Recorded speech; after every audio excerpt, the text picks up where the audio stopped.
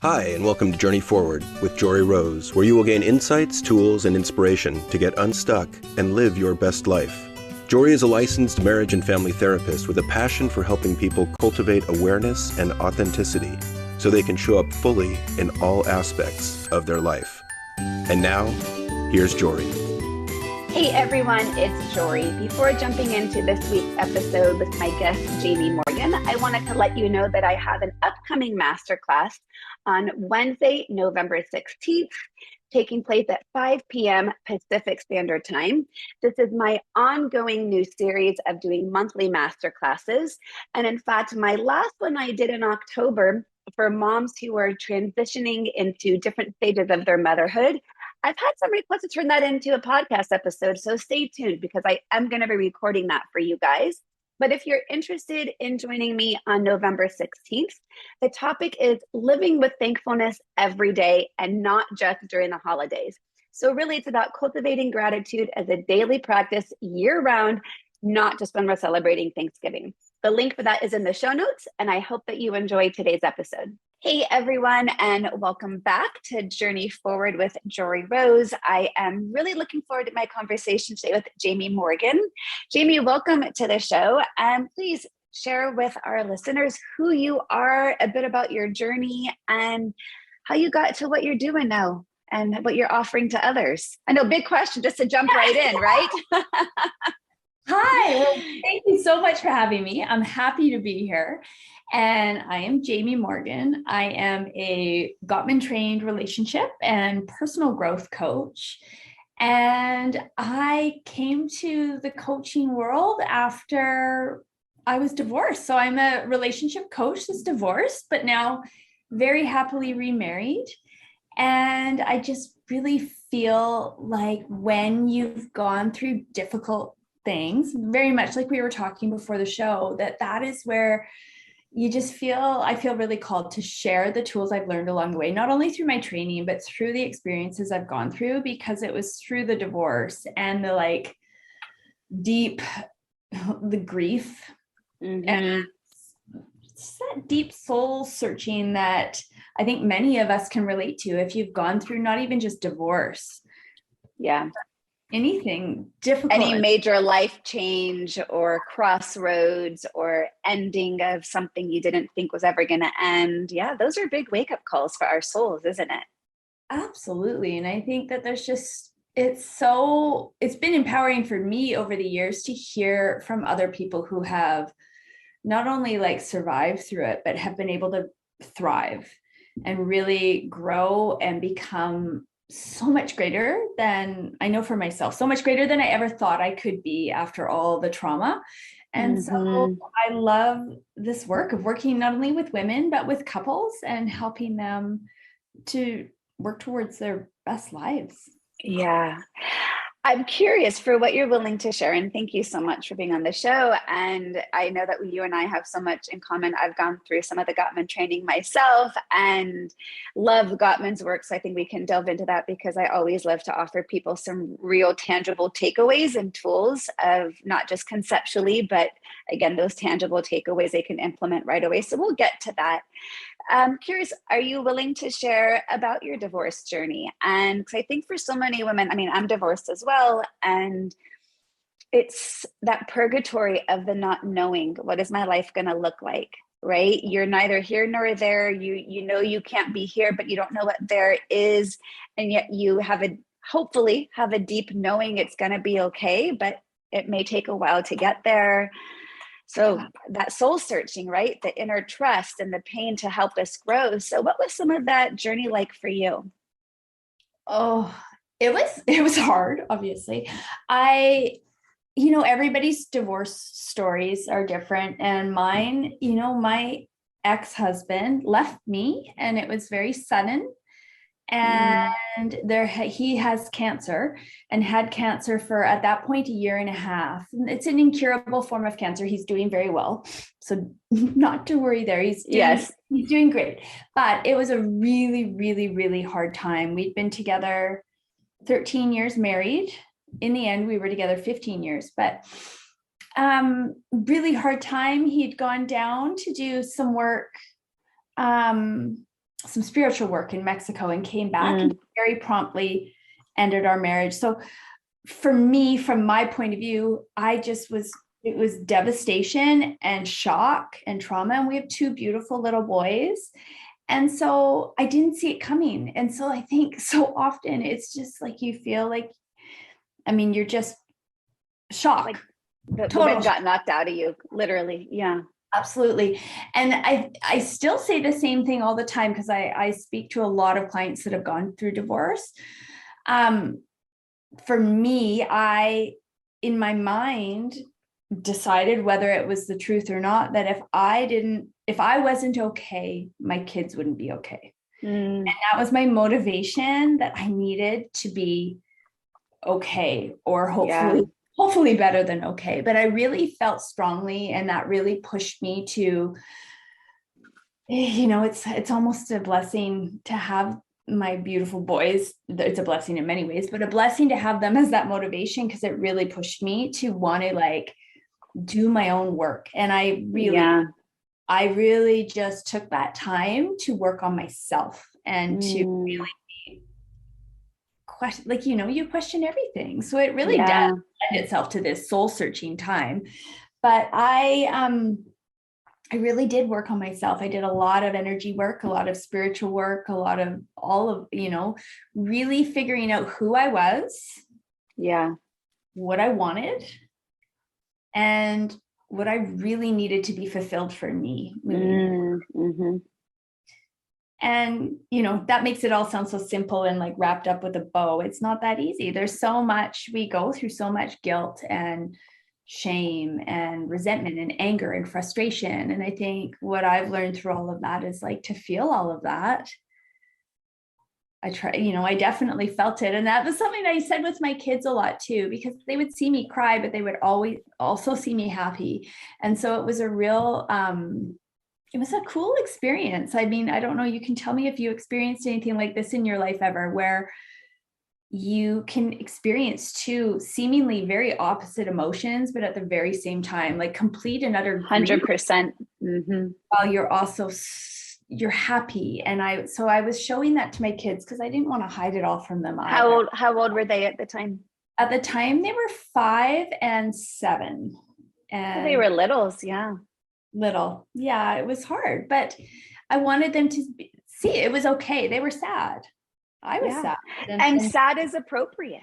Right? Exactly. And so I felt that is really appropriate. Yeah. Yeah. And I think we all feel all that. And I think that that's a big part too, right? Is allowing yourself to feel while at the same time allowing yourself to like figure out who you are and what you want for your future, and to be able to, in the moments when you're, as you're gaining your strength back and your courage back and your ability to kind of really dig into that moving forward, letting go process, it's that ability to really go, what do I want for myself, to be able to see it as an opportunity. And to, dig into the learning of this hard stuff.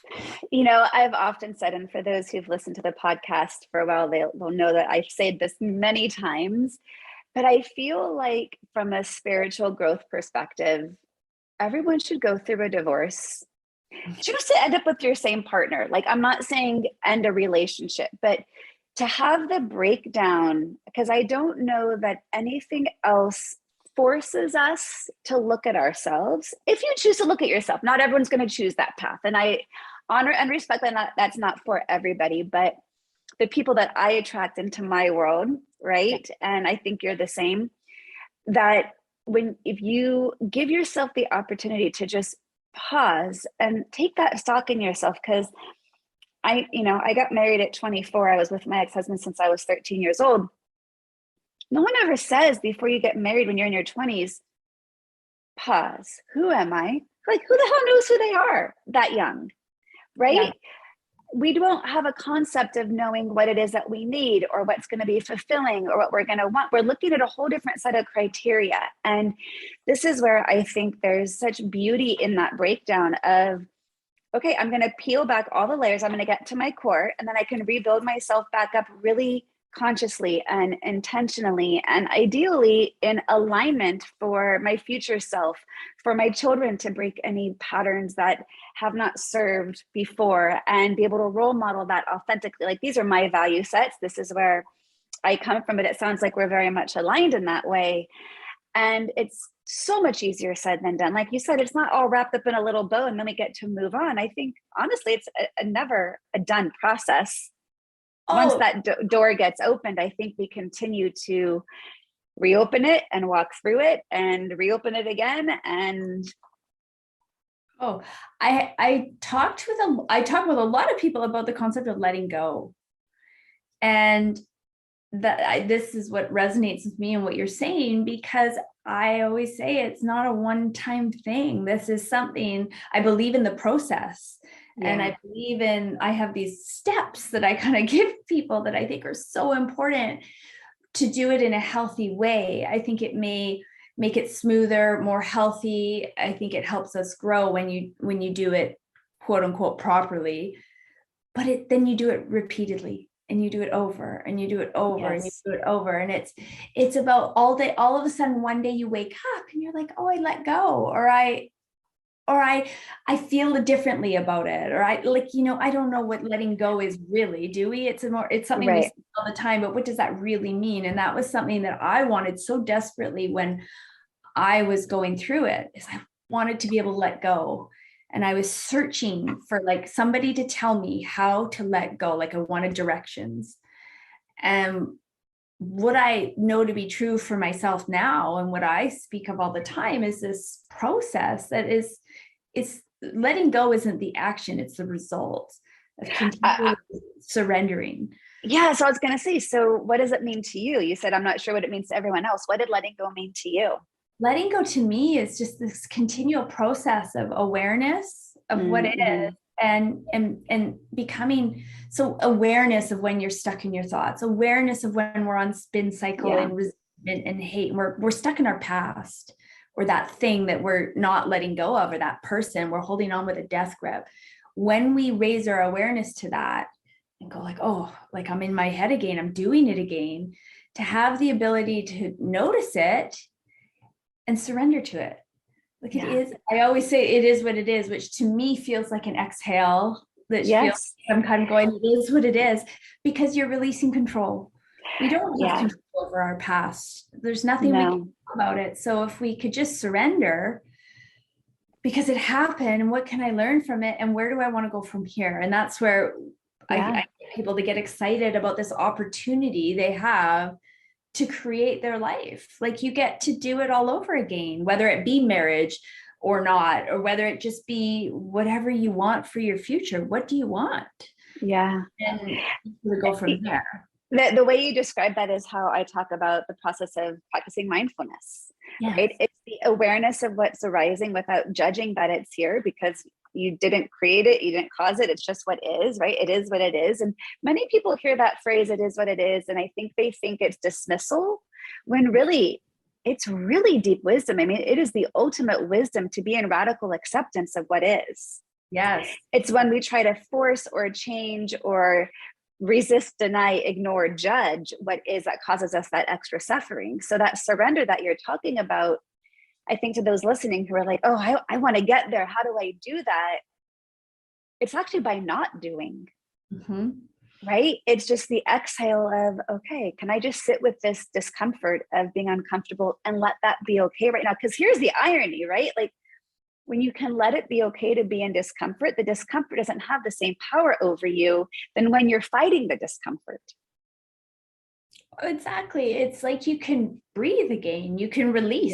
Yes. I always have that vision of letting my grip loosen, like just relax into it. Yeah. Because you can't change your past. It's happened, but yet we being so many of us, myself included at times, right? And that's where the awareness comes in and the mindfulness, but we get stuck in our thoughts and we're thinking about the past, or we're worrying about the future, and all of these things that are totally out of our control.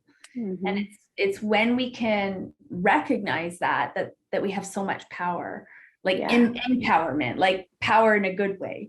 Yeah. So what are some of those steps that you guide people in? You said you want to help people in a really purposeful way, like in a correct way to kind of, going and doing that. What are some of the things that you recommend with your clients? Well, it's exactly like we were first talking about. It all starts with mindfulness and awareness. So it's raising your awareness to noticing when you're stuck in those thought patterns. Yep.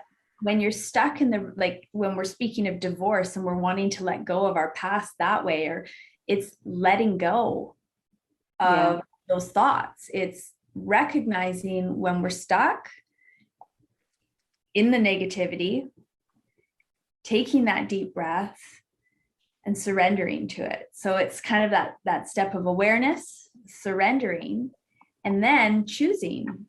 Yeah. Choosing, what do you want? What, like, get specific. What is it that you want? What do you desire for your life? And then taking those action steps. It doesn't have to be these massive things that can be so overwhelming. Like, what's one small step you can take today that's going to get you one step closer towards that dream life that you've always wanted? Because you have an opportunity to create that if you're willing to take absolutely action. And I think that's the part that scares people, is they want it to just happen without doing the work to get there. Because there's an uncertainty. How long will it take? How hard will it be? And if we only had all those answers, then you and I would be out of a job. Yeah, exactly. Right. So for you, how long did that process of healing take, of going through that spiritual and emotional growth and getting to the point where you didn't feel that the past or the anger or the fear or the anxiety, whatever the emotions were, had the same grip over you? I've been divorced for 4 years now. And I mean, to be honest, I think it's still going. I mean, that's another great question, right? When is someone healed? How do I know? Is that a thing I arrive at, that all of a sudden I'm like, okay, it's all done? Like, I think it is all a bit of an ebb and a flow, but I can 1,000 times over say that where I am now compared to where I was, and the growth that has happened and how I feel day to day, and when I wake up in the morning, is different. I can say with 100% certainty that there is forgiveness. There is understanding. My ex and I have a really, and my new husband, Justin, like, we have redefined our family. I think we've always made our priority about the kids, and it hasn't been easy. There's dynamics that are tricky, and everybody's are different, and they're, but it's with co-parenting and all of it, it's all new. But I think when you come to it from a really heart-centered place, where the goal is about the kids and creating, because I really do believe that, because my goal in the beginning was, I just want my kids to be okay. Like, I don't want this to screw up my children. Yeah, if they're going to be screwed up, they're going to have to find some other reason on that. I know. I always say, I just want to screw my kids up the least amount possible, because I'll do it somehow, but I want to do it the least amount possible. So as far as the divorce went, I just wanted to make them thrive through it in the best way they could. And I, through my own therapy and through anything I've ever heard, it was always just, the best thing you can do for your children is to make it so that they don't have to choose, and so that they don't have to, be pulled in directions between two parents in a way that feels awful, or, and so it's just never been about that. And when you make that your priority, it makes everything else feel quite simple. Yeah. But there's been so much growth and learning in between. Like, even with my new husband and I, there's dynamics, right? When you've got an ex coming to pick up kids, and we've got all sorts of things. But I think when you really come back to the work within, what is this bringing up in me, and what's that about? And sort of ask yourself those hard questions. I think that's, and be willing to sit with the answer. Because I think asking the questions can feel good, but you've got to be willing to sit with what comes up. Oh, and I'm so lucky. I'm with, Justin is so willing to also dive into this work, self-work, and work on a relationship. So it's wonderful when you're with somebody who can grow with you. And, it's not always perfect. No relationship. There's no such thing as perfect. There's no such thing, but it's where you're growing, and it's always a learning and growing, getting better all the time. And it's a beautiful, I think that, I don't know, there's a part of me that it feels like you had said that everybody should get divorced, like to grow. And it's so true, because I feel like it's almost sudden I got mature. It pushed me in a different way. I can't explain it, but I'm able to see things just completely differently. And I really feel so drawn into the growth and seeing things in a bigger picture. Yeah. It's such a beautiful thing. How did you get involved with Gottman's training, and what drew you to that work? I was lucky enough. So I have had a therapist. I have had a therapist for probably 20 years, Henry, and he has seen me with my ex-husband through all of it. And when you get to know somebody so well, that the thought of seeing somebody different and then having to start, why would I ever change? And I don't see him all the time, but he is Gottman-trained. So through all the years and my ex and I did lots of therapy, and I was grateful too. My ex-husband was very willing to learn and grow. So we went through all that, and I was always just attracted to the fact that it's the science behind it, and the research they've done, and the longitudinal studies. And I just love the idea of the love lab. All of it. That has always fascinated me. So as soon as I did my life coaching training, so I did my 2 levels of life coaching training, and then I immediately went in and started on my Gottman training. And my husband's doing it now. So Justin is he? Gottman training. And what does he do for a profession? He's a high school teacher. He teaches sociology and psychology, and amongst a bunch of other things, but he's extremely passionate about relationships and personal growth, always has been, just out of personal interest. And so he's diving into the world too, so I love it. It's awesome. You guys get to have shared language. Yeah, definitely. Well, we talk too. He hears everything I say all the time. And for many men that doesn't mean much, right? That to be able to have the interest and the desire for that level of depth into it.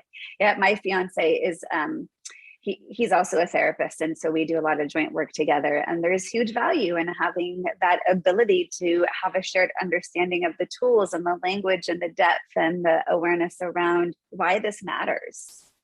100%. So much of the work I do is, whether it's Gottman based tools or things I've come up with on my own, but is so tool based, action oriented. I really love, and I feel like that's what so many clients are looking for is, what do I do?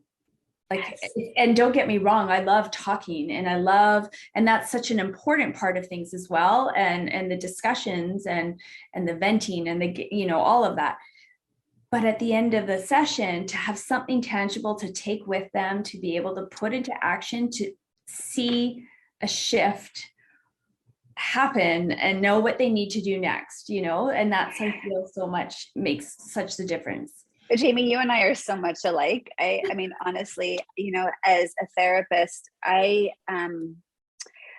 first discovered Gottman's work when I was in graduate school 20 plus years ago, and I was getting my master's in counseling psychology. And if I could have at the time, I would have moved up to Seattle because I wanted to work in the Love Lab. And for those who are listening who don't know what the Love Lab is, it's kind of like the original idea of a reality show almost, right? It's more like the original, like the OG Real World of putting a couple in an apartment and recording them, but really going into depth of observing their interactions and dynamics and heart rate and, really seeing what's arising and studying relationships and understanding how we build that foundation of safety and trust so we can grow from there. Anyhow, so much of what you have said is exactly what I do in my work. And I think as, I'm a therapist, and whether it's therapy or coaching, I think you nailed it on the head when people They want to know what to do right now on the shit's hitting the fan, because all the processing and the understanding and the healing is a necessary component of growth. But we all, in the moment, having the best understanding of what's arising isn't going to necessarily help you in a tangible way. When you need to be like, okay, but how do I get through this argument? How do I get through this, this pain point that I'm in? What do I physically, tangibly, what's my action step? Yeah. Because in absence of the action step, it doesn't feel like we're making movement. It's so true. And that's why I think my clients, and probably yours as well, as we're talking about it, get results fast, is because yes, they're talking about it, but then they're taking action. And I always call it like I give them homework, right? But it's, you got your homework, now do it. And it's holding them accountable to, okay, so the next time you're talking, how did it go? Let's talk about it. What happened when you had that difficult conversation? Or what happened when whatever that was that you're working towards, right? And it's so fascinating to me to see the changes. And I feel like it's like this positive cycle of growth, because they get a positive result fast. Yeah. And that's encouraging. So they want to keep doing the work. It's like anything, like it's like if you go on a diet and you don't lose any weight, well, you're frustrated and whatever, right? And it's the same. Give up, right? You're doing the work and you're not seeing any shift. It feels like it's not working, and you just get frustrated and fall off the wagon. Whereas if you've got some tools and every week you're building, or however often you're working on it, you're building more tools, you're creating a toolbox that you're going to have for life of what to do when shit hits the fan. It's like, okay, we need to start implementing this again. We need to really and making this a part of our day to day, and how we communicate, or all these things. I think. So what are some of your favorite go-to tools that are kind of your best tried and true, both for yourself in your own relationship, and ones that you tend to default most in teaching others? Okay. Now it's funny because some of these are based on tools from Gottman, but I've kind of given them my own tweaks. So I was saying this the other day. I'm like, I don't even remember what they're called in Gottman anymore, because I call them myself. I call it the weekly check-in. Okay, perfect. Let's talk about that. Yeah, out of all of my clients, when I ask what was the biggest takeaway, biggest tool that helped you the most, this is the one they always say. It's either the daily, I always say daily or weekly, depending on the state that the relationship is in, but checking in with each other, where so often it's when the communication gets stunted between couples and they're not talking. And I mean, yeah, you're talking about schedules, you're talking about where you're dropping the kids off, what time you're getting off work, all the stuff. But I'm talking about the relationship and how you're feeling. And so doing, whether it's a 5-minute or an hour conversation, but having it scheduled, which for a lot of people feels so awkward at first, but to schedule it in, because like anything, if it's on our calendar, we make it happen. And if it's a priority, right? Exactly. And even Esther Perel talks about that, about it's not sexy to schedule a conversation. It's not sexy to schedule sex, but when you put it in your calendar, you're prioritizing it, saying, this is high enough value to me that I am willing to put everything else aside to attend to this. And we tend to say our person is the most important person in the world, but we don't give them conscious time and attention. So I agree. I think that is so important. The language I use for that is non-transactional conversations, because you're right. So much of couples divulge down to just the transactions. Yeah. Who, the what, the where, the when, the why, and then it ends there. And then they wonder, why are we just living like roommates? Well, and we're so busy, and I get it. It's not easy. And it's like any habit change, whether you're working on personal growth or you're working on your relationship, if you genuinely want to see change, you have to be willing to make the changes. And so it's okay, what you might have to give up 10 minutes of TV in the evening, right? Find a quiet spot and sit down and have an intentional conversation with your partner.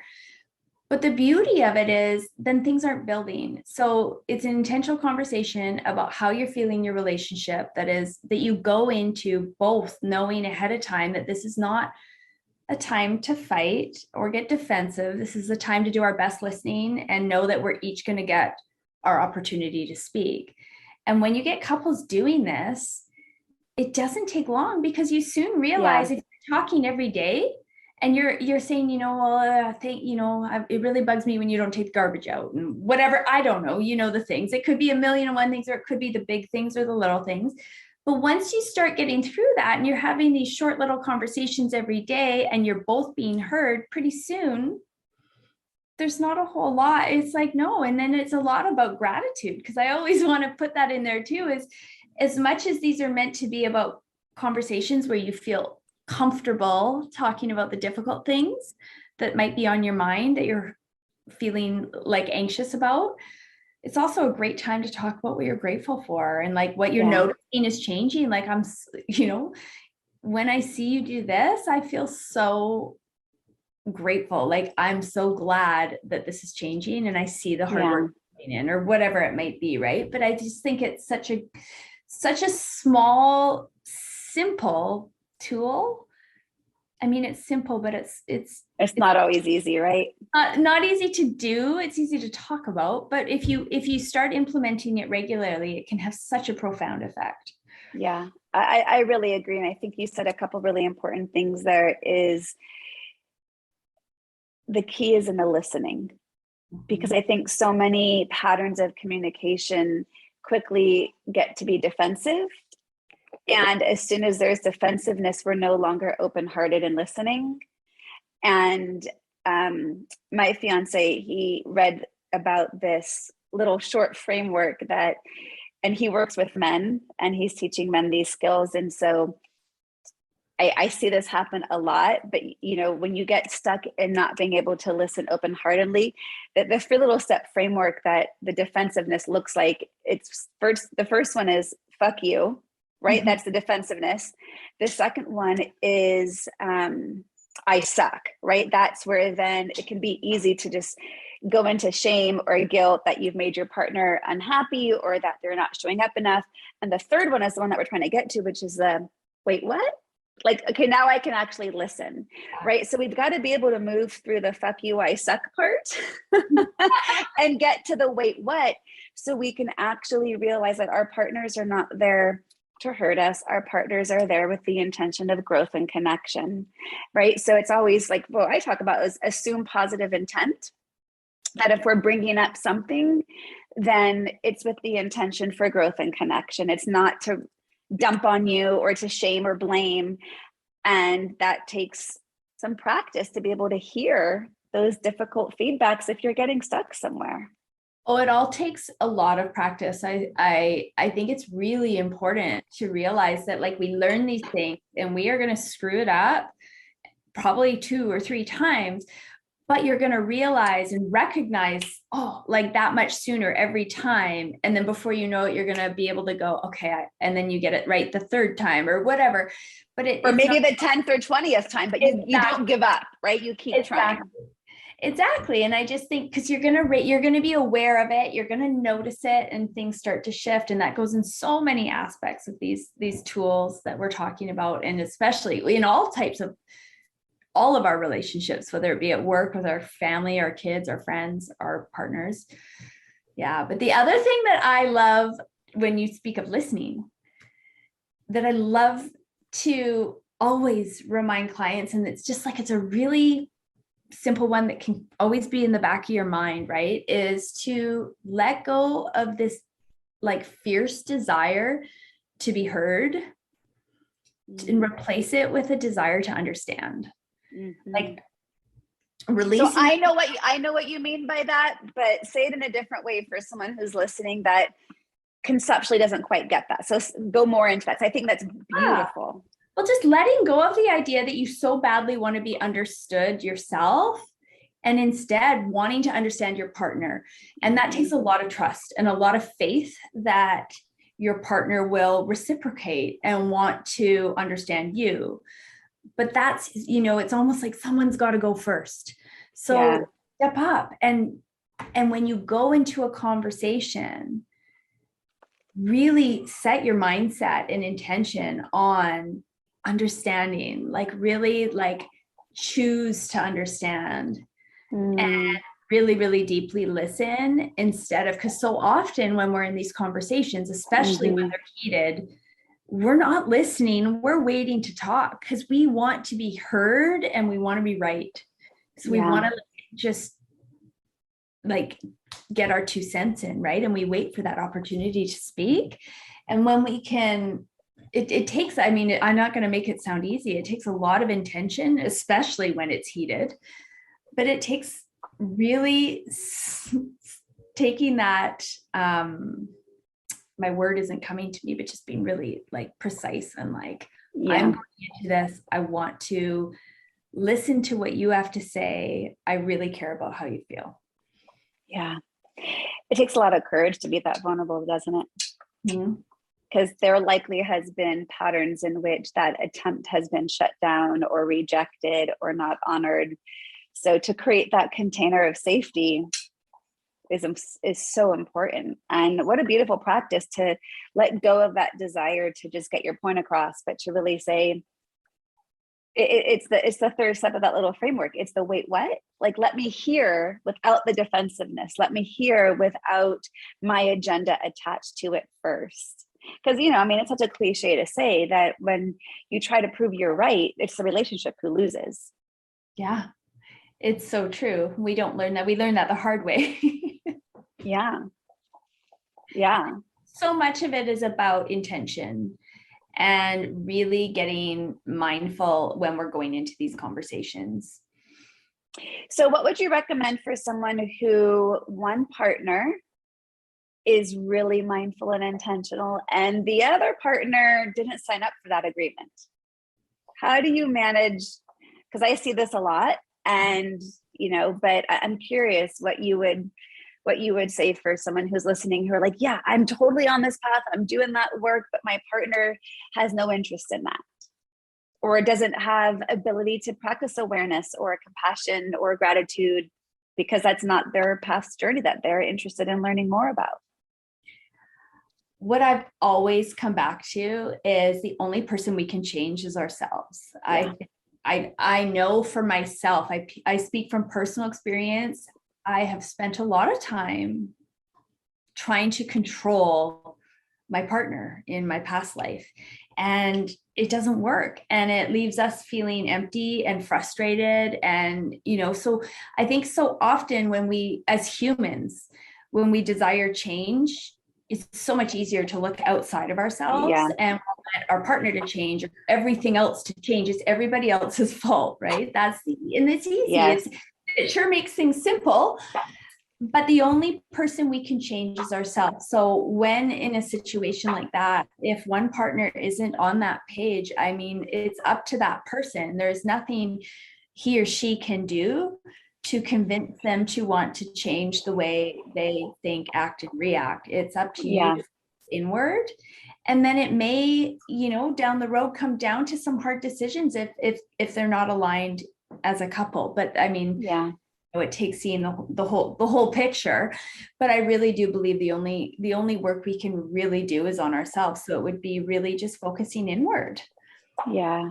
I agree 100%. I mean, I've been in that situation, and it's a bit of a futile attempt, but that doesn't mean that you need to stop doing your work, right? You can continue to rise to the level of your intentions and not fall to the habits of those around you who are choosing to not be on that journey. And that's okay if that's their path, right? That's, you know, I think it can be easy for the other partner to feel like, oh, it's holier than thou. And, you know, it can make them feel less than. And it's not about that. It's about different needs and different willingness to self-reflect, to be self-aware, and a different desire for growth.